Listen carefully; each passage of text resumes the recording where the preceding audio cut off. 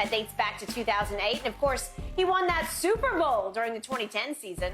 Rodgers also racked up 4 regular season MVPs during his time with Green Bay. Shannon, how do you think Aaron Rodgers should be remembered in Green Bay? Fondly. He's the greatest Packer ever. I think he's a lying, condescending, aloof, finger-pointing, whatever else you want to say. But you can't argue with the man's success on the field, Skip. He's a 2010 Super Bowl MVP, won 4 MVPs, 2011, 14, 2020, won back-to-back 2021. 4-time first-team All-Pro, 10-time Pro Bowler, 2-time passing touchdown leader, 4-time passer rating leader, and 2010 All-Decade. I mean, what can I say, Skip? I mean, he's the greatest Packer ever. All those things off the field, but when you tell me to judge a player, all I do is talk about what he did when he played said sport. We can have a discussion about what type of person that he was off the field. Okay, we can have that discussion. But I'm just talking about what Aaron Rodgers did on the field. He's the greatest Packer ever. You remember Bart Starr? That's ancient history. I do. Even before your brother played. Yeah. He won 2 Super Bowls, and I think five. He won 5 NFL championships. Yeah. That's pretty good. Yeah. You can argue he was game managing. He was just sort of along for the ride with Paul Hornung and Jim Taylor. Yeah, and they had DeForest Gregg and Willie Davis. They They had loaded. You got a bunch of Hall of Famers on that team. And they had one of the greatest coaches ever who fit that time and that place perfectly. Got a trophy named after him. That is correct. Brett Favre. A lot of people have a lot of problems with him off the field also. He did get to 2 Super Bowls and won 1, so he got to 1 more than Aaron did. This is just me, and I'm not a Packer fan, so maybe it's hard for me to remember fondly. Right. But if I were a Packer fan, I would sit back today, and I would mostly remember Aaron for what should have been and was not. Right.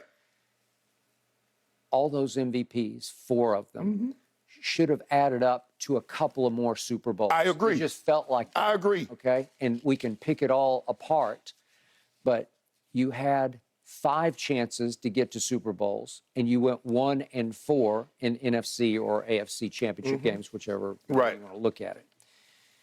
And you lost home games, home playoff games to Eli Manning's Giants and to Colin Kaepernick's 49ers, obviously to Brady's Bucks, and then to Jimmy G's 49ers.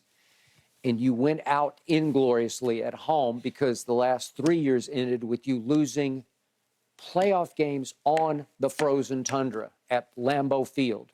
You lost to Brady's Bucks in the NFC Championship game. You lost to Jimmy G's 49ers in the divisional playoff game at home. And then effectively you lost a playoff for the playoff game to your not so arch rival Detroit Lions. Even though, Skip, he did not, if you go back and look at the numbers, by his standard, if we're judging Aaron Rodgers by Aaron Rodgers, not in any of the championship games did he play well. Go back and look at it. Go look at Chicago. Go look at the championship game. Look at the Russell Wilson. Look at both 49ers. To remind people about it was at Bears. Yes. But Jay Cutler got hurt. He sprained his knee. He wound up on the bicycle in the second half on the sideline. Yes. And the immortal Caleb Haney stood in for him and actually outplayed Aaron Bleepin Rodgers in the second half, who kind of stunk in the second half. Because the Packers relied on a defensive touchdown from B.J. Rodgers. They did. Zone dogged him. He picked him off and ran it in. Yeah. Aaron Rodgers threw a horrible interception. Brian Urlacher picked it off and nearly took it home. Yes. Okay, I'm looking at these losses in championship games at Seattle. The Green Bay media, the Milwaukee media, has always broken that game down as his worst ever playoff game because they thought he should have won it. There was a controversial play on the onside special teams, yes. But he had a QBR of 55. It's kind of average. They lost 28-22. At Atlanta, they lost 44-21 in an NFC Championship game. He had a QBR of 86, so he played pretty well. But then that debacle game at San Francisco. Oh, they got run off the field. 37. Oh, you talking about the one with Jimmy G when they got the brakes beat off of? 37-20. He had a QBR of 23, which is miserable. Okay. Yeah, okay. And then he played pretty well against Brady and the Bucks at home. He lost 31-26. But you remember what happened in that fateful series, if we could quickly see that. He gets it 1st and goal at the 8, and he throws one to Lazard and just, wasn't it Lazard? Yeah, it was Lazard. He ducked it like, what they throwing out here? Could have run, but he forces it back across his body to No, this Devontae. was the one he should have run. This one. He could have run that one. All he had to do was step through right here. Skip racer to the pylon. Looks like you got it. He throws to a double-covered Devontae at the goal line, and he's got no shot at catching that football. The two defenders both got their hands on the football. Okay, and his young head coach at that point, Coach LaFleur, says, you know what? I've seen enough. I'm going to take the field goal. Wait a second. It's 31-23, and you're going to take a field goal? There's not an 8-point field goal. No, and it's 31-26 stood up as the final. Right. So those are your performances at I will agree. in big championship games. I'll agree with you. Yes. Looking at his resume, he should have gotten more as far as team success. Individual success, there are only a handful of individuals that's had as I'll far buy as that. Brady and Manning. When you look at Skip MVPs and Super Bowl MVPs, if you look at that, he has 5 when you talk about regular season MVPs, Super Bowl. Manning has 6, 5 regular season Super Bowl MVP. Brady. And what did all that add up to? 1 Super Bowl appearance. One Super Bowl. What if we go back 3 years ago and then 2 years ago, it added up to the 1 seed in the NFC, right? The 1 seed. You're at home with the 1 seed, and you don't cash. I mean, Skip, when you look at it, you look at the 31-plus years of prosperity with the quarterback play, 7 MVPs. Yeah. Skip, the Packers, they underachieved. Okay, I'll buy that. Well, Skip, you got Brett. And you saw Brett in 1 Super Bowl up close and personal, right? Yeah, they underachieved. I mean, you talk about 2 guys that combined for 1,000 touchdowns with the organization. And Skip, all I got from 92 until last year was 2022. So basically 31 years. Yep. And I've got 3 Super Bowl appearances and I got 2 wins. So you got 2. Aaron Rodgers wound up in Green Bay 11-10 in the postseason. It's just not good enough. No. Since that long ago Super Bowl run, and remember, it was a magic carpet ride because they go on the road. They're the road wild card team, and they go to Philadelphia, and they go to Atlanta, and they go to Chicago, and they pull it out. They barely beat Michael Vick's Eagles. Yeah. Remember, Mike threw one late in the end zone. One late into the end zone. He tried. I don't even know why he threw it to Riley Cooper. I would have thrown Riley Cooper no passes. Ever again in life after what he said. I will second that emotion. But Mike had stood up for him. I don't know why. I think Mike has talked about he regrets that. Yeah. All right, but the point was he tried something there. I think it was Trevon Williams. It was the bad idea, and it basically ended the game. But if you pull that pass off, you're going to win the game and eliminate the road wild card. And then they go to Atlanta and they just rock and roll in Atlanta, and then they barely survive Caleb Haney in Chicago. And again, to his credit, he goes and wins the Super Bowl. He's the MVP, throws it to our man Greg Jennings on the post route for a touchdown. I got it. I give you all the above. Since then, he's been 7-9 in the postseason since that 12 years ago Super Bowl that he won. Right.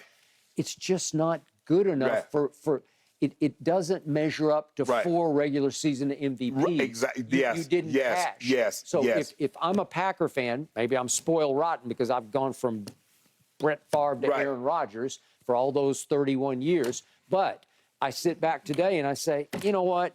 He was kind of a jerk off the field, and he was a little bit of a blame-deflecting, finger-pointing diva, and I got it. But if he'd given me a little more, I'd be a lot happier. But he didn't cash. He didn't, Skip, but you had, I mean, at least a lot of fans, Skip, there ain't no hope. I'm just going to the game because I like sports. You know, you go to a show for the game, we ain't going nowhere.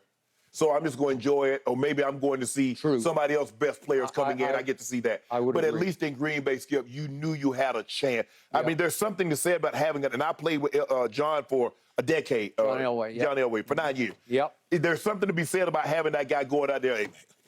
Hey, ain't no hope in here today. Nope. And so that's what Green Bay had. And all the things you said, Skip, yes, he's a diva. Yeah, he's condescending. Yes, he's aloof. Yep. Yeah, he blames people for his mistakes. Yep.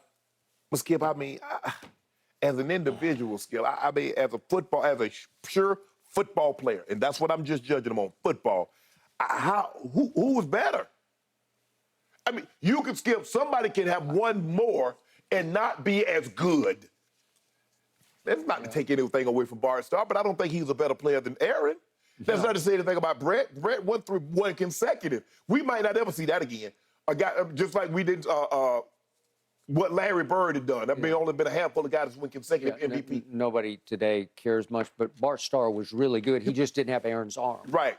And I don't think he had Aaron's team. No. Aaron didn't have his team. They were loaded, Skip. I mean, look at all the Hall of Famers they had on that team. Yep. 2 running backs, the quarterback. I know him. Willie Davis, Herb Adley. Forrest Gregg finally got in. A cold-blooded juggernaut to watch. Yes. It wasn't that entertaining. Because Skip Bart Starr didn't throw the ball. They run the football. And you say, if you get them sealed here, you get them sealed here, and you're up the alley. Yep. That's what it was. Everybody ran the football back then. And they played defense. But they got you up in the playoffs, and they got you up in the frozen tundra. You weren't beating them.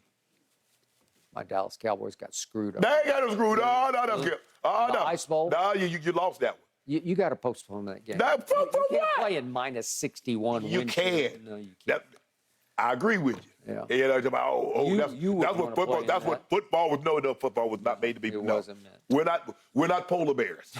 Polar bears can do around in -60. Shannon Sharp would have said, "No, not for me." Nah, man, that Green Bay cold is different. Yeah. I mean, I happened to be sitting in the stand. I went to see my brother play in '89. Yep. They played the Vikings. Oof. Yep. Better be dressed for it. I don't think I would probably. I don't think I would probably. Skip, you know it's cold when beer freezes in the cup. It does. Yep. You know it's cold. I know. And a kid from rural South Georgia. No. I wasn't ready for that. Shannon, I keep waiting for the NFL on Fox to let me put that clause in that I don't cover games below 50 degrees. It just hasn't happened yet. I don't know. I'm trying. Okay. Good luck with that, Virginia. All right, gentlemen. Yeah, thank you. Thank you. I need it. Did the Grizzlies miss their chance to win the series last night? Let's jump into this one when Undisputed returns.